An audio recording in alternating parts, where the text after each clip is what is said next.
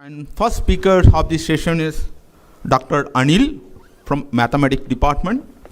Dr. Anil earned his PhD from Humboldt University of Berlin, Germany, and his research interest lies in the area of automorphic forms and complex geometry. Today he will be talking on estimates of automorphic forms. Thanks for Raman, the introduction. Okay, so this is, I'm interested in modular forms, to be precise. And modular forms are one of the central objects of modern mathematics. If you look at, modern development of science, and mathematics forms a bedrock of all sciences. And then, amongst them, I think the one which exemplifies the ubiquitous nature of mathematics are modular forms. And they go back to 100 years back, when I think Poincaré came up with the first, Poincaré perhaps the last universalist scientist, mathematician / physicist, who came up with these first examples of modular forms. And my motivation, maybe one way to motivate them, I think especially for an audience which comprises mostly of Indians, is 1914, Ramanujan made the following observation. He had this, he found this beautiful formula where you have 1 over pi, which is, I think everyone would relate it back to a circle, circumference of a circle, and can be obtained by an infinite series, which comprises of integers mostly, excepting a root 2, an irrational number. And in modern mathematical language, all the right-hand side numbers are called algebraic numbers. On the left-hand side, you have pi, which is called a transcendental number. Pi cannot be obtained as the equation of any algebraic equation over integers, whereas all the other numbers can be obtained in such a form. And moreover, I think computing the accurate value of pi has been a pursuit of mathematicians since times immemorial. It goes back to even Aryabhatta, even before that the Chinese school in the 7th century, 6th century BC, they made a lot of contributions. But however, this is one of the fastest converging series for pi. So I think if you don't, so it's very, very important both from an astronomical perspective as well as from a mathematical perspective in the accurate value of pi. And Ramanujan made this astonishing discovery. It's anyone's guess how he could have come up conjured these numbers. There's no reason, there's no motivation, and it looks fairly arbitrarily. But however, it so happens that you can choose certain integers, sk, which purely comes from binomial coefficients, basic integers, and a, b, and c can be chosen nicely such that one can always produce pi in such an infinite series form. And this, of course, people are still trying to despair how Ramanujan could have conjured up so many nice formulae as he did. And it turns out this called a phenomena, basically modular forms, which made it possible. So if you know modular forms, it's very easy to chalk out you can chalk out many such beautiful formulas which Ramanujan basically made. And of course, the theory of modular forms is prevalent, and it's been, it has shot to prominence more recently, but previously it was perhaps lying in the, it was still somewhat well understood. And as early as 1950s, Martin Eichler, a famous German mathematician, went on to he presciently referred to them as the fifth fundamental operation. That is, apart from addition, subtraction, multiplication, and division, modular forms can be viewed as the fifth fundamental operation purely because you can have these kind of formula which can link transcendental numbers with algebraic integers and many such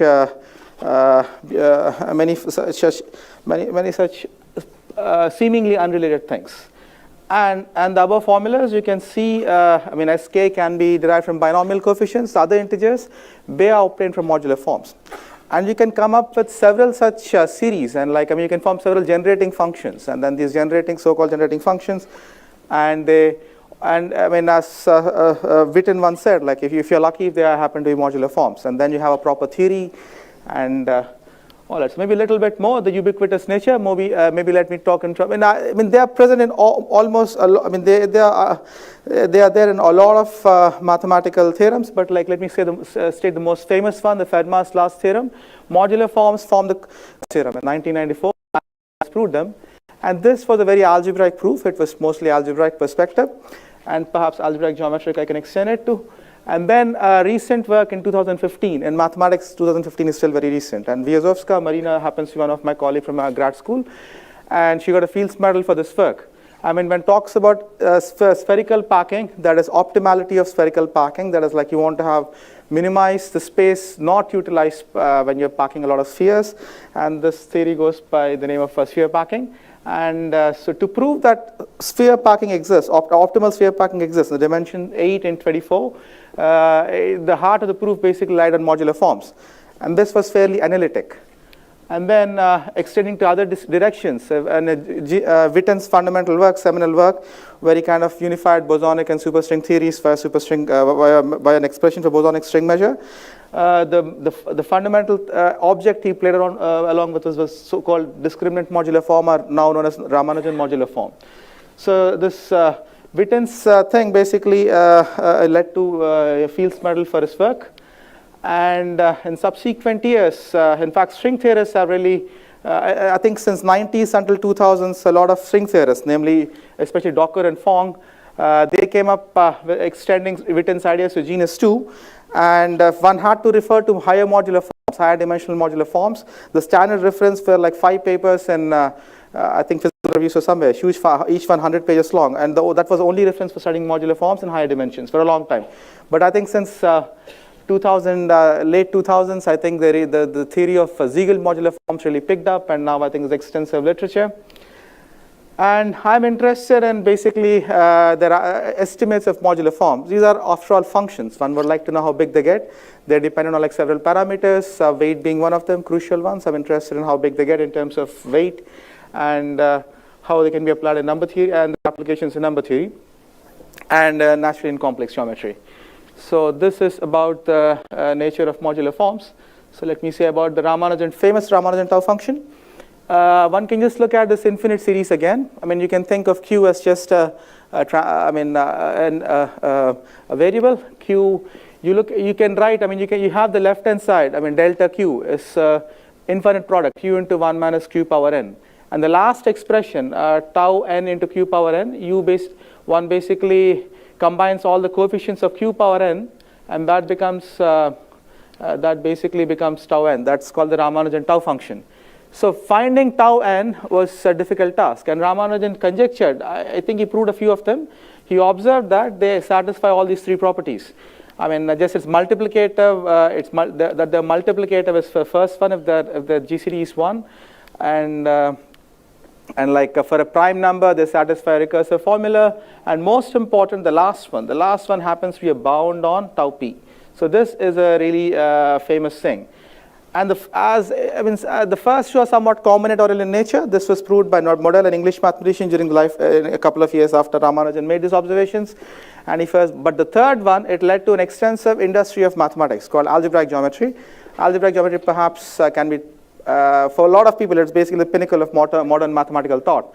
And so one of the greatest minds of all time, 2 of them rather, Alexander Grothendieck and then Deligne, they proved this famous conjecture. It goes referred to the name of Ramanujan's conjecture.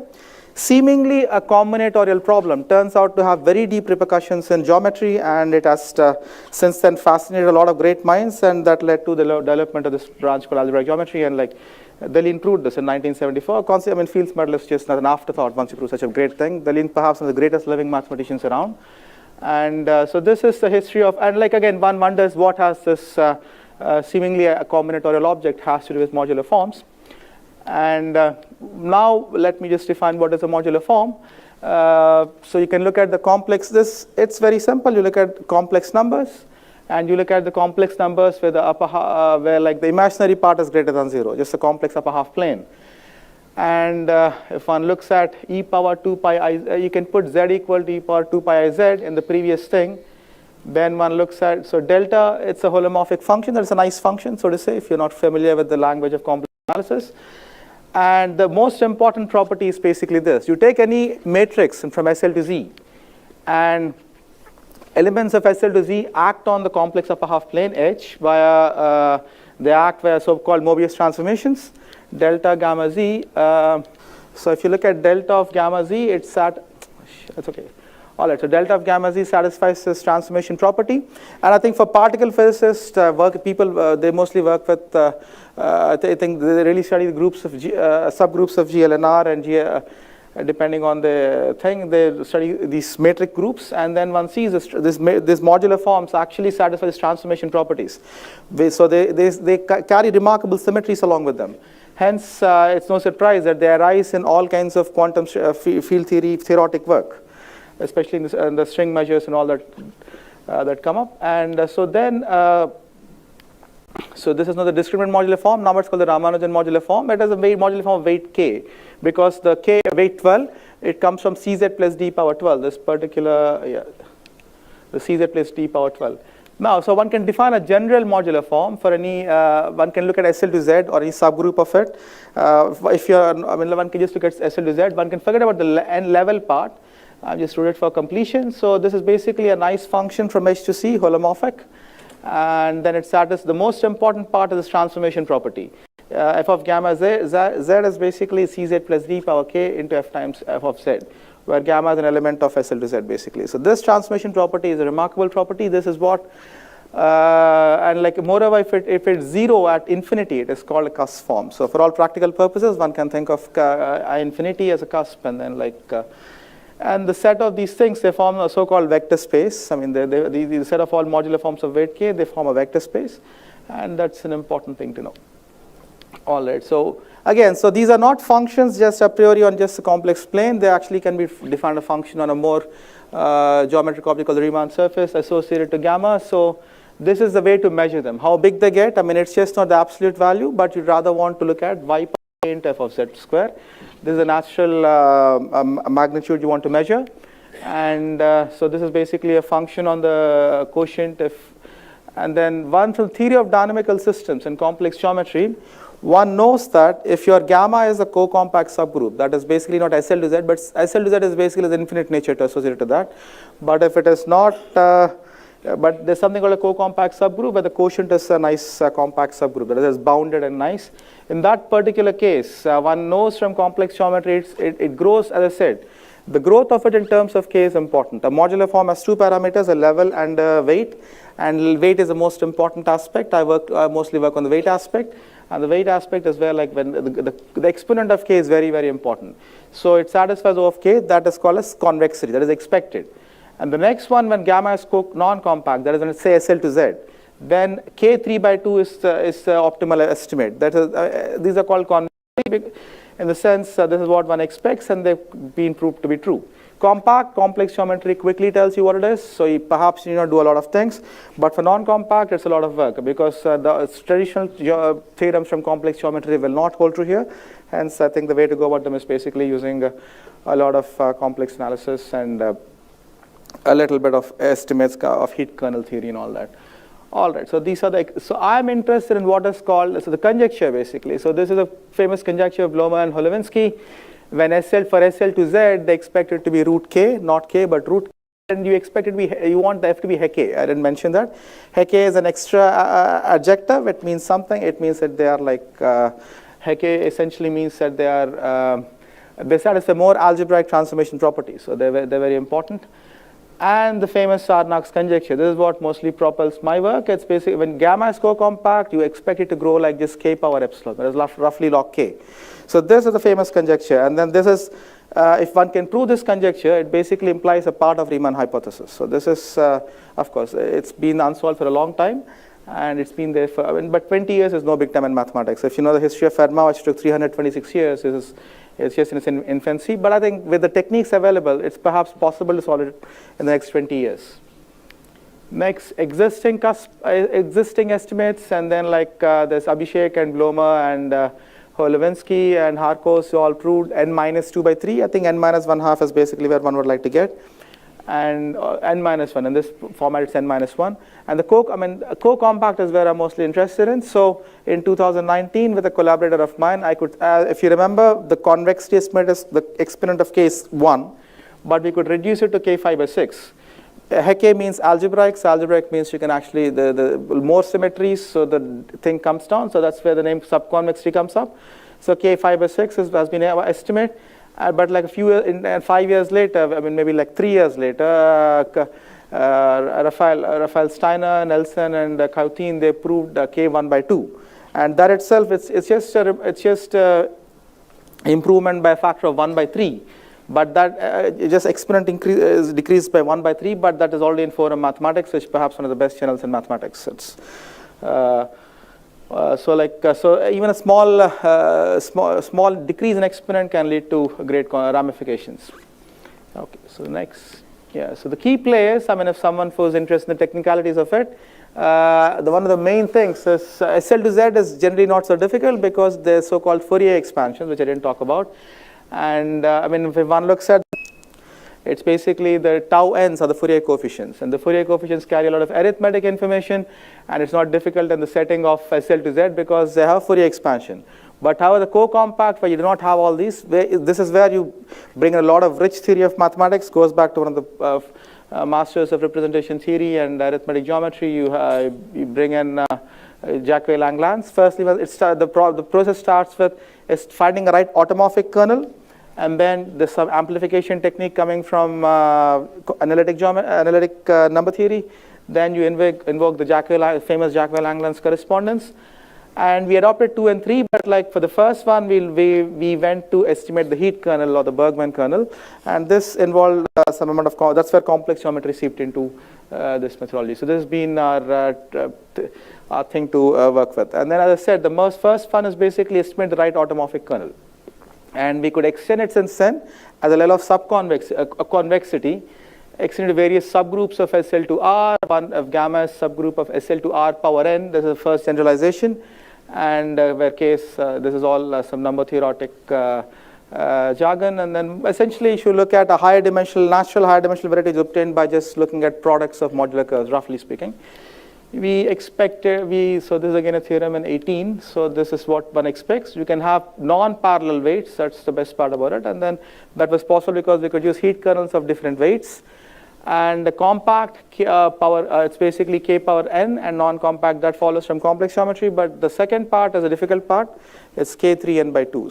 So which led to a conjecture that basically the estimates grow like k times 3 by 2 into n, where n is the dimension of the ambient space. But then we worked on Picard modular varieties. It's been my work for the past 5 years.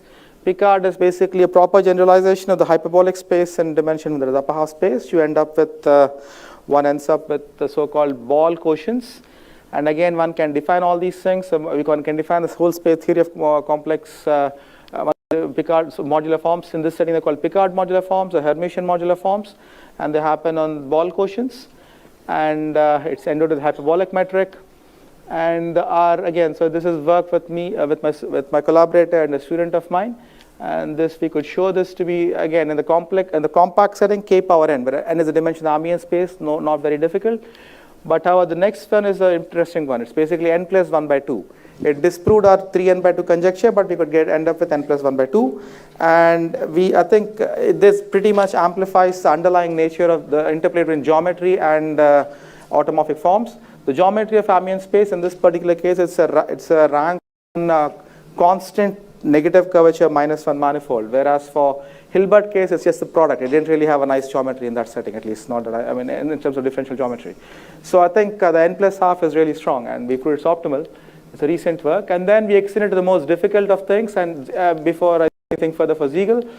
So Siegel's space is basically the ambient space of the superstring measure in higher dimensions. And so this is, as I said before, the initial work was done by physicists, Docker and Fong, and estimates of these modular forms should lead to something. One should be able to say something about the conformal field series for higher dimensions. And so we have a so-called subconvexity estimate. I mean, it's in preparation with another student of mine. So 3 is basic, K3 is supposed to be the convexity estimate, and we have a delta. The delta is barely noticeable, but like we have a non-trivial delta, and that is all that we could. But I think this is still the first subconvexity in this particular setup. So yeah, thank you. Thank you, Anil, for finishing the talk on time. Now the session is open for 1 or 2 questions. See, there is a famous article by Wigner, Unusual Effectiveness of Mathematics in Describing Natural Sciences. So have you read that article? I saw the reference, I never read it. It's amazing that how mathematics, and also the formula that you wrote, Ramanujan's tau formula, how he guessed it. Is there any as I said, it goes back to, maybe I just, I mean, one can look at a modular form, the A, B, and C I spoke about. But did Again, he write in Ramanujan that came form? with, Did Ramanujan write the? he wrote it down. He wrote it down exactly the way it was. Yeah, this particular formula is from Ramanujan. He And didn't write these it numbers in are terms not, of ABC. He didn't write it in terms of ABC. That no, he just wrote this. just this, I see. It is remarkable the way it is. And then I think people believe that he actually knew modular forms, because a lot of things that he wrote up, all of them come up naturally when you do modular forms. I see. That's So in a way, this is something which is really spectacular. But he never explicitly wrote down. He never, maybe Professor Nagaraj, who's sitting, he would know, he read these things better than I did. To my knowledge, he didn't write down what a modular form is, but the concept was somewhat around. I mean, people thought they don't exist in the first place, but the first examples came from Poincare himself. I mean, during the same time Ramanujan was alive. But Ramanujan may not have communicated with him. He communicated mostly with Hardy, who was a complex analyst. So that is where I think, yeah, so it was. But Ramanujan wrote this down, this form. But he never explicitly mentions, there was another formula. This is just one such formula that is wrote down. Several things which he wrote down which follow naturally from modular forms. You look at the right modular form and then look at the Fourier coefficients and you integrate it out or evaluate at a particular point, one gets this formula. Okay, thank you, Anil, for this nice presentation.